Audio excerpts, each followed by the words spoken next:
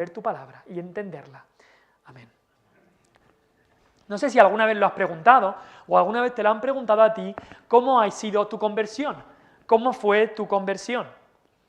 Hay veces que he preguntado esta pregunta y la respuesta que escuchas a veces te hace pensar.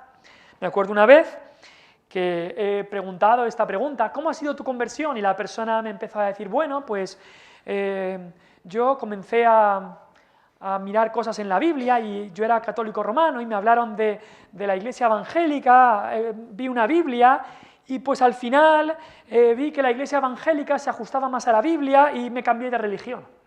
Y eso es todo lo que me dice.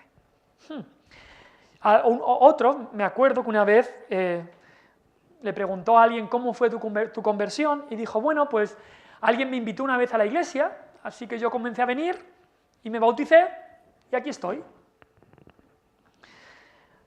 Otro, una señora una vez, cuando le preguntaron, esta señora dijo, mira, yo comencé a venir a la iglesia y vi el amor que se tienen los hermanos aquí, vi ese amor, esa armonía que había y cómo me mostraron amor a mí y decidí que yo quería esto y yo, pues aquí estoy. Y eso es lo que estas personas hablaron en cuanto a su conversión. Ahora, es algo importante saber qué es la conversión. ¿Es simplemente hacerse miembro de un club? ¿Es la conversión simplemente cambiarse de religión? ¿Es la conversión simplemente algo de que como ves algo que te gusta, te tratan bien, pues decides ir allí los domingos? ¿Qué es la conversión? La Biblia nos dice qué es la conversión. Y hoy queremos entender y ver lo que es la conversión a partir de la palabra de Dios. Y viendo el mensaje entero de la palabra de Dios, la Biblia nos dice que la conversión es un giro en U, si se puede decir así, un giro de 180 grados. No sé si veis la flecha esa. La conversión es un giro de 180 grados en la vida de una persona. Es una persona que estaba de camino al infierno, estaba condenada y gira completamente la vida. Es decir, se vuelve con toda su persona, se aleja del pecado y va hacia Cristo con toda su persona. Y va hacia Cristo para la salvación, vuelve la espalda al pecado y va hacia Cristo. Pasa de adorar a ídolos a la adoración al Dios verdadero. Pasa de autojustificarse a sí mismo, de que yo mismo soy bueno y puedo salvarme a mí mismo. Pasa de eso a decir, yo no puedo y Cristo es el único Salvador. Pasa de ser autónomo, es decir, yo mando en mi vida, a la sumisión a Dios, a decir, Dios manda en mi vida. Eso es la conversión, todo eso implica la conversión. De una simple religión, o de simple ser religioso, a tener una relación verdadera con Dios. Así que la conversión podríamos definirla también, qué es lo que sucede cuando Dios despierta a aquellos que están espiritualmente muertos y les permite arrepentirse de sus pecados y tener fe en Cristo. Ahora, la palabra conversión y todo este concepto de la conversión lo vemos en el Antiguo y en el Nuevo Testamento. Los términos que se traducen como conversión, o el término que hay como conversión también se traduce como volver. Volveos, pueblo mío, dice el Señor, regresar o restaurar en nuestro texto en español. Por ejemplo, voy a leer algunos textos, no los tenéis que buscar. Isaías 55:7 dice, deje el impío su camino y el hombre inicuo sus pensamientos y vuélvase a Jehová. ¿Veis ahí el giro, no? Deje ese mal camino y esos pensamientos malvados y vuélvase al Señor, el cual tendrá de él misericordia, y al Dios nuestro, el cual será amplio en perdonar. Así que hay un cambio total. Ezequiel 33:11 también dice, vive yo, dice el Señor, que no quiero la muerte del impío, sino que vuelva el impío de su camino y que viva. Tiene que haber un volver, un retornar, un regreso. Dice, volveos de vuestros malos caminos, ¿por qué moriréis, oh casa de Israel? Había que haber una conversión, un volverse de los malos caminos.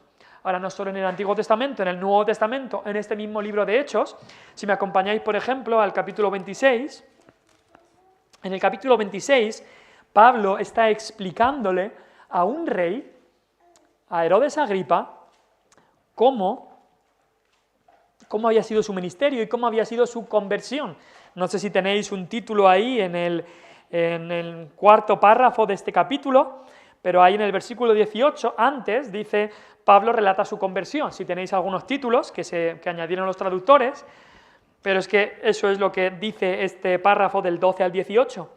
Y Pablo fue salvado por la gracia, fue rescatado, volvió al Señor, y en el versículo 18 también su ministerio se estaba basando en esto.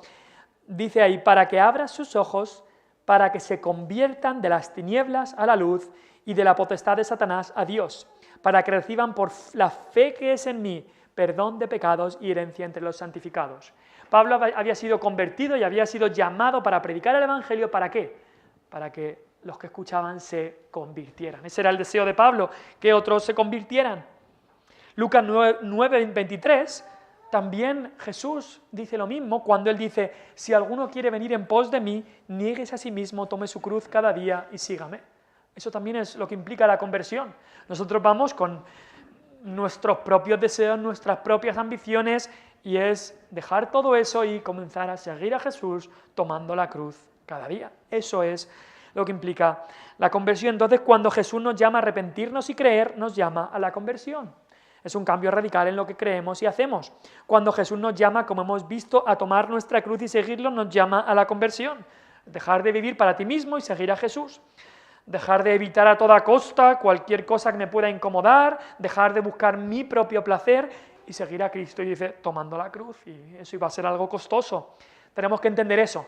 La conversión es radical y costosa. Acabamos de cantar, angosta es la senda de la cruz, costoso es seguirle a Jesús.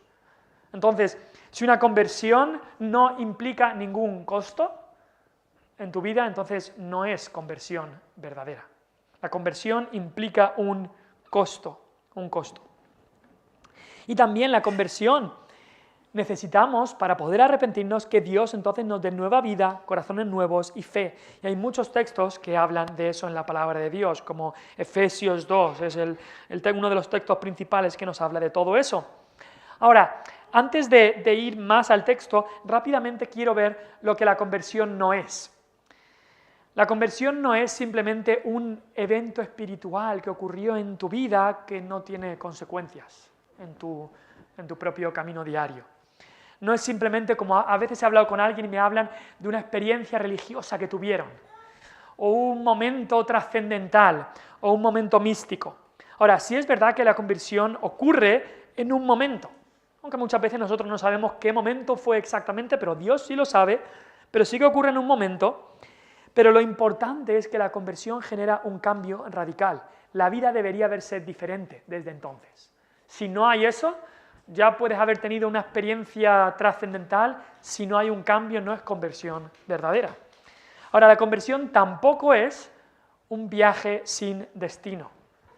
Algunos hablan de que yo en mi vida he empezado un nuevo viaje, estoy en un camino de acercarme a Dios, de aprender más. La conversión es mucho más que eso. Es verdad que muchas veces en la conversión de alguno es precedida por un proceso, pero siempre la conversión implica una decisión comprometida de arrepentirse del pecado y confiar en Cristo. No es simplemente un viaje, no, es una decisión de me arrepiento de mi pecado y confío en Cristo, que es el resultado de que Dios dé nueva vida al pecador. Otra cosa que la conversión no es opcional. Esto es fuerte. La conversión no es opcional. La conversión es un mandato de Dios. Dios manda a todos que se arrepientan y crean. Que se arrepientan y crean. En Hechos, en el capítulo 17, cuando Pablo fue a Atenas y había todos estos paganos adorando a todo el panteón de dioses griegos allí en Atenas, Pablo dijo claramente, Dios manda a todos que se arrepientan. No es, bueno, lo tomas o lo dejas. No, Dios lo manda. Ahora, la conversión nunca puede ser forzada. Nunca tenemos que intentar que por la espada convertir, eso no es así. Como el Islam y con la Iglesia Católica Romana en otros tiempos también ha intentado con la espada convertir a gente, eso no es para nada lo que la Biblia dice. Pero la conversión es absolutamente necesaria para poder ser salvo. No es algo opcional, es un mandato de Dios. Ahora, tampoco la conversión es iniciar una conversación. Ahora en estos tiempos se habla mucho del diálogo entre religiones.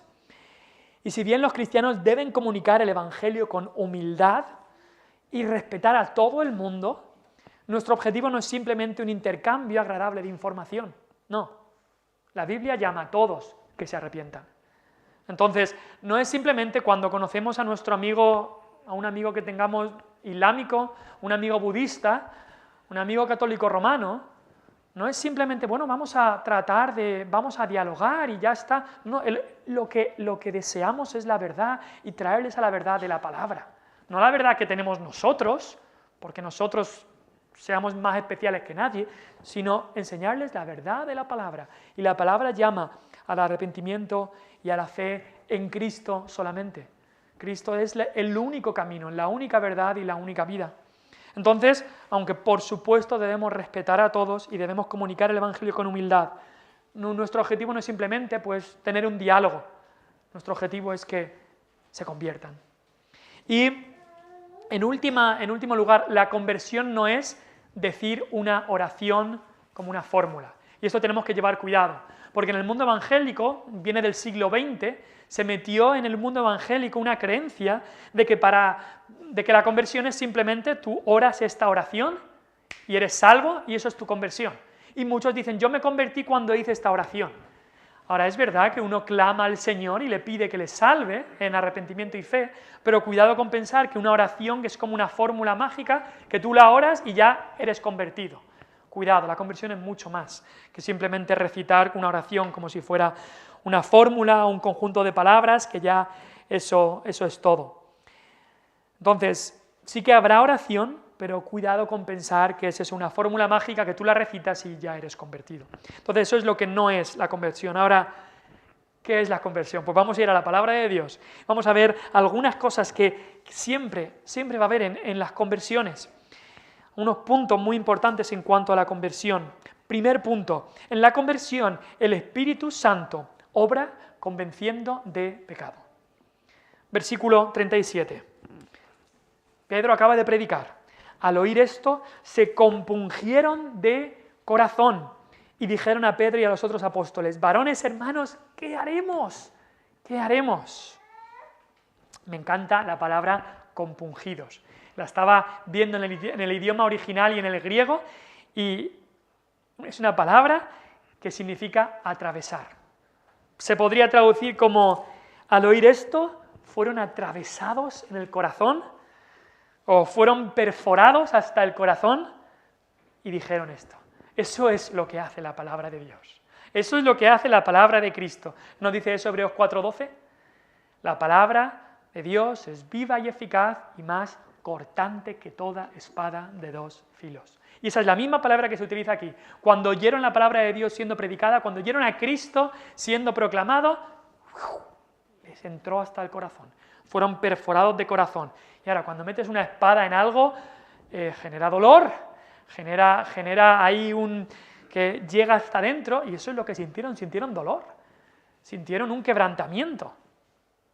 Es curiosamente la misma palabra que se utiliza para cuando Cristo fue atravesado su costado en la cruz en Juan 19:34, es una palabra afín a la palabra que está aquí. Fueron atravesados, fueron abiertos hasta el corazón, incluso generando ese dolor. Y entonces dijeron, ¿qué haremos? ¿Qué haremos? Ahora, piensa un poco, estas personas eran las mismas que unas semanas antes habían gritado, ¡crucifícale! ¡Crucifícale! Estaban deseando la muerte de Cristo. Y ahora estaban dándose cuenta de su pecado, diciendo, varones hermanos, ¿qué haremos? De ser convencidos para matar a Cristo, a ser compungidos por haber dado muerte a Cristo. Ahora, esta promesa del Padre, ¿os acordáis que el Espíritu Santo era esta promesa del Padre? Y este Espíritu Santo no solamente había venido para ungir a su pueblo en Pentecostés, sino que también había venido para convencer al mundo.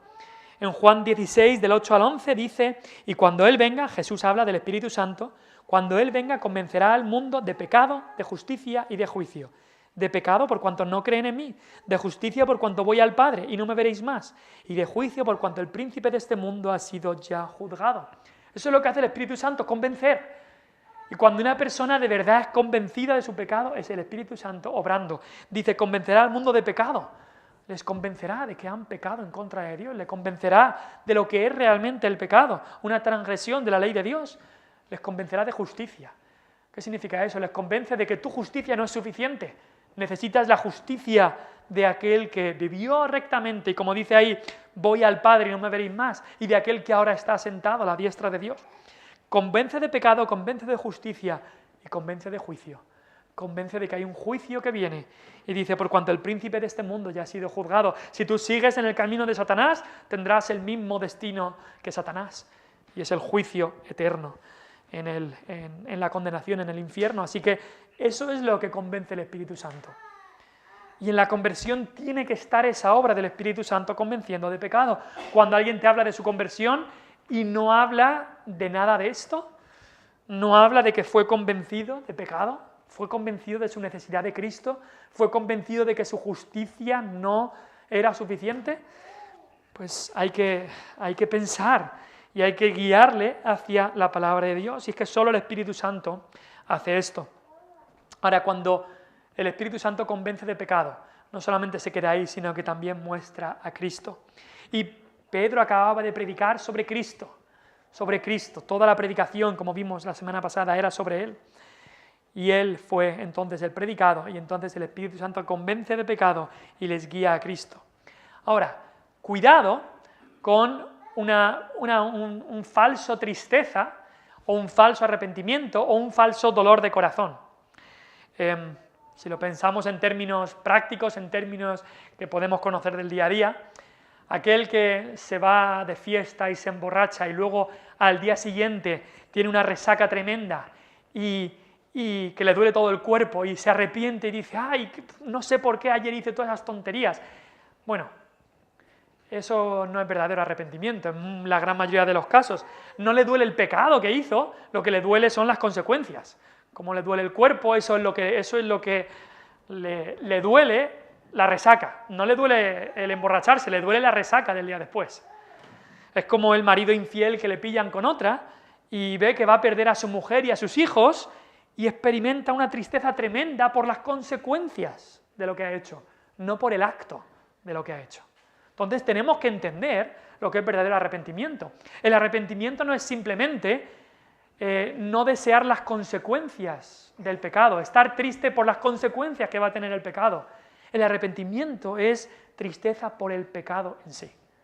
Tristeza por el pecado en sí y lo que significa el pecado. Tenemos un ejemplo, por ejemplo, en 2 Corintios 7, del 9 al 11, Pablo le había escrito a los corintios una carta dura, hablándoles de su pecado, y ya en la segunda carta de Corintios les dice Pablo, ahora me gozo, no porque hayáis sido contristados, sino porque fuisteis contristados para arrepentimiento, porque habéis sido contristados según Dios, para que ninguna pérdida padecieseis por nuestra parte. Porque la tristeza que es según Dios produce arrepentimiento para salvación, de que no hay que arrepentirse, pero la tristeza del mundo produce muerte. Cuidado porque hay dos tristezas.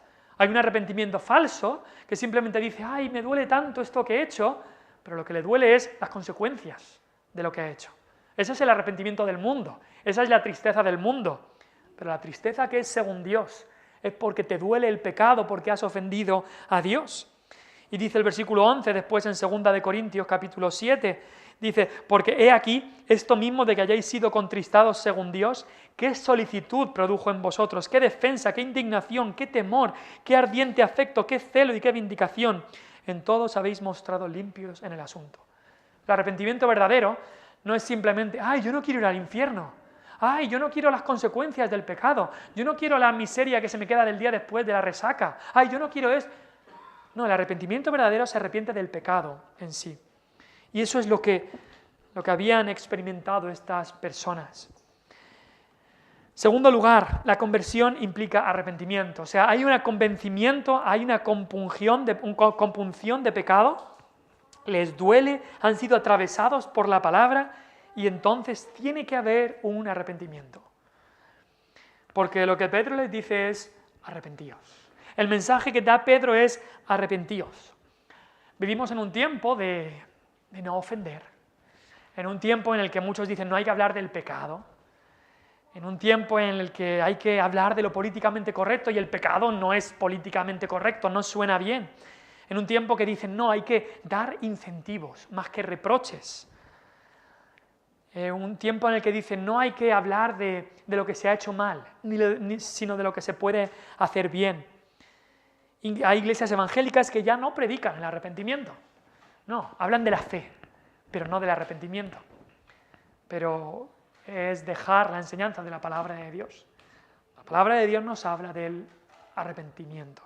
Pedro dice aquí, arrepentíos. La primera palabra que Pedro dice cuando le dicen ¿qué debo hacer? ¿Qué tenemos que hacer? Es arrepentíos. Ahora, el arrepentimiento es un cambio de rumbo. Sí, pero más que eso, porque hay gente que puede decir, bueno, yo iba en un rumbo y ahora he tomado otro rumbo. Hay gente que puede decir, yo era alcohólico y he dejado el alcohol. Pero el arrepentimiento es, como hemos visto, un cambio de 180 grados. Es dejar el pecado, no para ir a otro pecado. No simplemente dejar un pecado para ir a un pecado más moral, no simplemente dejar una religión para ir a otra religión, sino es dejar nuestro pecado para ir a Cristo. Es un cambio de 180 grados cuanto a dejar nuestro pecado e ir a Cristo. Hay muchos que han dejado un pecado, quizá un pecado más inmoral, para ir a otros pecados más morales, como el orgullo. Muchos han dejado quizá la inmoralidad para ahora vivir una vida de orgullo, porque yo lo valgo y yo puedo vivir una vida más moral. Es un pecado por otro, un pecado más inmoral por otro más políticamente correcto. Pero el arrepentimiento verdadero es dejar el pecado para ir a Cristo, para ir a Cristo. Y eso es el arrepentimiento que la Biblia nos habla. Y es para el perdón de los pecados, porque solo en Cristo obtenemos el perdón de los pecados, no por nuestra justicia, no por cambiar de un pecado a ahora yo puedo ganarme la salvación porque yo estoy viviendo una vida más moral, no es decir yo no puedo, yo soy pecador y Cristo es el único que me puede salvar. Entonces la conversión tiene que implicar arrepentimiento y el arrepentimiento tiene que ver con Dios. Es darnos cuenta de que nuestro pecado es en contra de Dios y ver el pecado tal como Dios lo ve. Es darse cuenta como el mismo David se dio cuenta en el Salmo 51, contra ti, Señor, contra ti he pecado. No simplemente, este pecado me va a traer consecuencias feas en mi vida. Este pecado no, es que he pecado contra Dios. Y eso lleva unas consecuencias serias y unas consecuencias graves.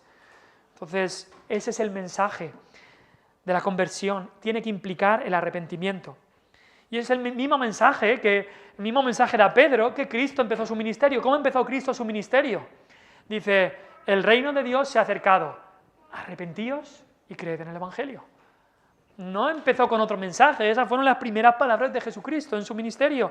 Y estaba ahí el arrepentimiento, la conversión implica el arrepentimiento. Pero hay más. En la conversión uno se identifica con Cristo.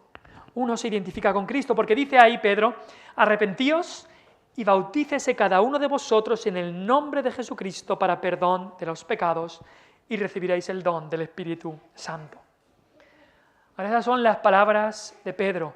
En la conversión uno no es simplemente me he arrepentido, pero el arrepentimiento implica dejar el pecado, pero para acudir a Dios, acudir a Cristo. Ahora, en el bautismo lo que hacemos es identificarnos con Cristo públicamente. El bautismo es una ordenanza mandada por Dios en la que uno se identifica con Cristo. También en esta ordenanza la Iglesia reconoce la profesión de fe de esa persona, pero el bautismo es una profesión que hacemos públicamente y decimos, yo amo a Cristo, yo sigo a Cristo, Cristo me ha salvado, yo estoy con Cristo. Y hacemos público lo que ha pasado internamente en nuestro corazón. Nos identificamos con Él. Ahora, hay algunas preguntas que quizá te pueden venir al leer este texto en el versículo 38. Quizá la pregunta que te puede venir es, ¿por qué dice que se bauticen en el nombre de Jesucristo para perdón de los pecados? ¿Es que el bautismo salva? ¿Que se bauticen para perdón de los pecados? Ahora, una regla de interpretación de toda la Biblia siempre es que tiene que interpretarse cualquier versículo a la luz del contexto y a la luz del mensaje de toda la Biblia. Entonces, siempre debemos interpretar así cada versículo de la Biblia. No podemos coger un versículo solo, sino ver cuál es el mensaje de toda la Biblia. Entonces, la Biblia nos dice que el bautismo externo, con agua, no salva, no salva. La Biblia lo deja bien claro, que somos salvos por la gracia de Dios, es la que nos salva, y es la fe, y no un acto externo, sino la fe, el medio por el que recibimos esa salvación. Porque por gracia sois salvos, Efesios 2:8, por medio de la fe. ¿Cómo recibimos la salvación? ¿Por el bautismo? No, por la fe, por creer. No por la fe así como algo abstracto, no por creer en Dios, porque los demonios creen y tiemblan, sino por la fe personal en Jesucristo, poner nuestra confianza en Él. Somos salvos por gracia por medio de la fe. Romanos 5, justificados pues por la fe tenemos paz para con Dios. Marcos 1, 15, creed en el Evangelio, arrepentíos y creed en el Evangelio. No dice Cristo, bautizaos y seréis salvos. No. El mensaje de todo el Nuevo Testamento es que la salvación es por medio del arrepentimiento y la fe. Entonces, ¿por qué dice aquí arrepentíos dice bautícese, arrepentíos y bautícese cada uno de vosotros en el nombre de Jesucristo para perdón de los pecados? Bautícese para perdón de los pecados. Bueno, ¿qué significa la palabra para? Esa palabra para se puede utilizar de diferentes maneras. La palabra para se puede utilizar con el fin de. Eso es una de las maneras que se utiliza. Haz esto para lo otro. Entonces, haz esta cosa con el fin de tener lo otro. Trabajas para recibir un dinero. Estás trabajando con el fin de recibir un dinero. Esa es una de las maneras que se utiliza la palabra para. Pero también utilizamos esa preposición para de otras maneras. Si yo dijera esto, por ejemplo, tómate una aspirina para el dolor de cabeza. ¿Estás diciendo, tómate una aspirina con el fin de tener dolor de cabeza? No, esa preposición no se utiliza de esa manera. Estamos diciendo, tómate una aspirina a causa de el dolor de cabeza. Entonces, esa preposición, en este contexto, y viendo el contexto de toda la palabra de Dios, lo que está diciendo Pedro aquí es, arrepentíos y bautícese cada uno de vosotros en el nombre de Jesucristo. ¿Y qué significa el para? En base al perdón de pecados. Bautízate a causa del perdón de pecados. No está diciendo bautízate para con el fin de obtener, sino para en cuanto a causa de el fin, a causa de el perdón de pecados que has recibido. Porque el mensaje de la palabra de Dios es claro, que no es por algo externo, no es que el agua del bautismo sea mágica y te limpie los pecados, sino que es la fe en Cristo, lo que limpia, lo que es el medio por el que recibimos la limpieza de los pecados. Entonces, esa palabra para, que en nuestro propio lenguaje puede tener diferentes significados, en este caso, por el contexto, significa en base a o en vista de. Entonces, arrepentíos, bautícese cada uno de vosotros en el nombre de Jesucristo en base al perdón de pecados, o a vista de, o a causa de el perdón de pecados. Entonces, cuando uno se bautiza, debe bautizarse a causa de el perdón de pecados que ha recibido. No para obtener, no con el fin de obtener perdón de pecados, sino en base al perdón de pecados que ha recibido. Y grandes eruditos griegos del Nuevo Testamento han sostenido esta posición de que esa preposición para es uno de las maneras que puede ser traducida en vista de o a causa de. Entonces, en la conversión uno se identifica con Cristo y cuando hablamos del bautismo, no es que el bautismo nos salve, no es lo que está diciendo Pedro aquí, porque vemos que el mensaje de todo el libro de Hechos no es para nada que cuando se bautizaban eran salvos, sino que el bautismo era algo que hacían después de ser salvos. Ahora, otra pregunta que te puede venir en cuanto a este texto, este versículo 38 es, ¿por qué Pedro, cuando le dicen qué haremos, dice arrepentíos y no dice creed en el Señor Jesucristo? Si te acuerdas de Pablo, por ejemplo, en Hechos 16:31, cuando el carcelero de Filipos viene a Pablo y le dice algo muy, muy parecido, le dice, señores, ¿qué debo hacer para ser salvo? Ahí Pablo sí que dice, cree en el Señor Jesucristo y serás salvo.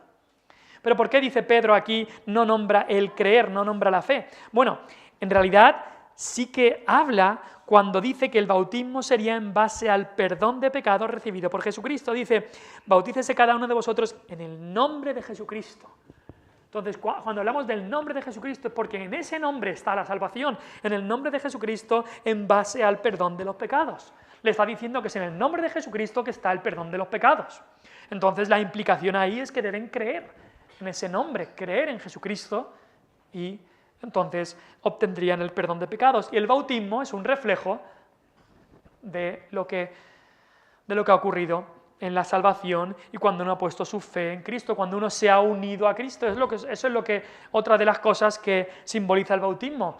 Muertos con Cristo, unidos con Cristo, resucitados con Cristo, unidos a Él.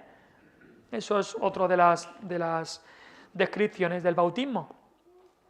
Pero vamos a ver en el libro de Hechos, no solo aquí, sino cuando estemos exponiendo todo el libro, que la conversión implica arrepentimiento y fe. Conversión siempre tiene que tener arrepentimiento y fe. Arrepentimiento de nuestros pecados y la fe en la que uno se identifica con Cristo como el Salvador de sus pecados. Ven conmigo a Hechos 20, versículo 21. Cuando Pablo está ahí resumiendo también su ministerio delante de los ancianos de Éfeso, estos ancianos habían venido a la ciudad de Mileto, Pablo los había llamado, y en Hechos 20, versículo 21, bueno, el versículo 20, para coger un poco el contexto, Pablo les dice a estos ancianos de la iglesia, dice, y podéis saber como nada que fuese útil, he rehuido de anunciaros y enseñaros públicamente y por las casas, testificando a judíos y a gentiles, es decir, a todos. El mensaje para todos era el mismo, testificando a judíos y a gentiles acerca del arrepentimiento para con Dios y de la fe en nuestro Señor Jesucristo. Las dos cosas están unidas. Arrepentimiento para con Dios y fe en nuestro Señor Jesucristo. Ese era el mensaje de conversión que el apóstol Pablo predicaba. Y aquí resumido, y predicaba a todo el mundo. Arrepentimiento para con Dios y fe en nuestro Señor Jesucristo. Así que en la conversión uno se identifica con Cristo y el bautismo es un reflejo de esa conversión que ha ocurrido. Punto 4, volviendo a Hechos capítulo 2. La conversión es un acto de Dios, es una obra suya. La salvación es del Señor. Versículo 39 dice, porque para vosotros es la promesa y para vuestros hijos y para todos los que están lejos, para cuantos el Señor nuestro Dios llamare. Pedro les dice, hay una promesa aquí, una promesa de Dios, una promesa que da Dios, que todos los que se arrepientan y crean serán salvos. Y dice, esta promesa es para vosotros, es para que vosotros la enseñéis a vuestros hijos, incluso y para cuantos están lejos. Dice, versículo 39, y para todos los que están lejos, quizás refiriéndose también a los gentiles, que estaban lejos en ese momento, para todos los que están lejos. Y luego resumiendo dice, para todos, para cuantos el Señor nuestro Dios llamare. Hay una promesa aquí que Dios da, y es que todo el que se arrepienta de sus pecados y crea en Jesucristo como único Salvador, tiene vida eterna. Y eso nos habla que la salvación es del Señor, porque al final, resumiendo, dice, para cuantos el Señor nuestro Dios llamare. Él es el que llama. No puedes salvarte a ti mismo, ni convertirte a ti mismo. Muchas veces decimos en nuestro lenguaje, yo me convertí a los 20 años, o yo me convertí a los 10 años, o yo me convertí a los 30 años. Ahora, lo decimos en nuestro lenguaje y es también lenguaje de la palabra de Dios, dice el apóstol Pablo en 1 Tesalonicenses 1:9, ellos mismos cuentan de nosotros la manera en que nos recibisteis, cómo os convertisteis de los ídolos a Dios, para servir al Dios vivo y verdadero. Ahora, lo que tenemos que tener claro cuando hablamos de yo me convertí, es que no fuimos nosotros, por nuestra justicia, por nuestros actos, los que recibimos la salvación, porque la Biblia dice que la salvación es del Señor. Estrictamente hablando, la conversión es un acto de Dios, es Dios el que nos convierte, si se puede decir así, pero todos entendemos lo que significa cuando yo me convertí, y es que en este acto de Dios también tenemos nosotros nuestra somos responsables de arrepentirnos y creer, pero tenemos que darnos cuenta que es un acto del Señor. La Biblia nos dice que Dios es el que elige desde antes de la fundación del mundo, que Dios es el que llama al arrepentimiento, que Dios, el Espíritu Santo, convence de pecado, concede el arrepentimiento, que Dios atrae a la gente a su Hijo Jesucristo, que la fe incluso es un don de Dios, que Dios es el que justifica por medio de la fe, que Dios adopta a los que creen en Cristo a su familia, que Dios da el perdón de pecados, que es su obra. La salvación y la conversión es su obra. A fin de cuentas, justo en el campamento 2024, este campamento que tuvimos en agosto, estuvimos viendo lo que es todo el orden de la salvación y vimos que desde el inicio hasta el final es obra de Dios y al final tenemos que acabar diciendo a Él sea la gloria, a Él sea la gloria. Ahora, hay una promesa en esta conversión y la promesa es que todo el que se arrepienta y crea tiene vida eterna, que Dios siempre cumple sus promesas. Dios siempre cumple sus promesas. Esa promesa tiene una condición en la que somos responsables y es arrepiéntete y cree. Pero Dios va a cumplir sus promesas y a aquellos que se arrepienten y creen, Dios les dará vida eterna y salvación. En último lugar, queremos ver también que la conversión debe ser predicada continuamente. Debemos predicar deseando que la gente se convierta. Hay un pensamiento en muchos, en el mundo en el día de hoy de, nosotros no tenemos que buscar que la gente se convierta, sino dejarlos que cada uno esté en su religión y tal. Pero si creemos lo que la Biblia enseña, si creemos lo que Dios ha dicho, si seguimos el ejemplo de los primeros apóstoles, no podemos llegar a alguien que nos habla de su religión, puede ser el Islam, y Mahoma, y decir, bueno, muy bien que tú creas así, yo creo diferente, y tú sigue con tu religión y yo sigo con la mía. No. Deseamos que se conviertan, porque sabemos que el único camino es Jesucristo. Sabemos que la única salvación está en Cristo. Entonces sí, respetamos a todas las personas, pero les hacemos ver cuál es el único camino. Y la predicación de Pedro aquí, nos dice el versículo 40, y con otras muchas palabras testificaba y les exhortaba diciendo, sed salvos de esta perversa generación. No les decía, bueno, vosotros creéis en el judaísmo, bueno, podéis quedaros en eso, yo creo en otra cosa. No. Les decía, sed salvos de esta perversa generación. Se daba cuenta de que iban de camino a la condenación y le decía, quiero sacaros de ahí. No porque yo tenga el poder, sino por el Evangelio. Y la predicación de Pedro también tenemos que entender que fue más larga de lo que tenemos aquí en Hechos 2. Por supuesto, tenemos aquí una parte o un resumen de esta predicación, pero fue más larga, como nos dice el versículo 40, pero nos dice que él testificaba. Si os acordáis del capítulo 1, versículo 8, Cristo dijo, seréis testigos. Él testificaba. Y luego le dice, exhortaba. Sí, debemos exhortar.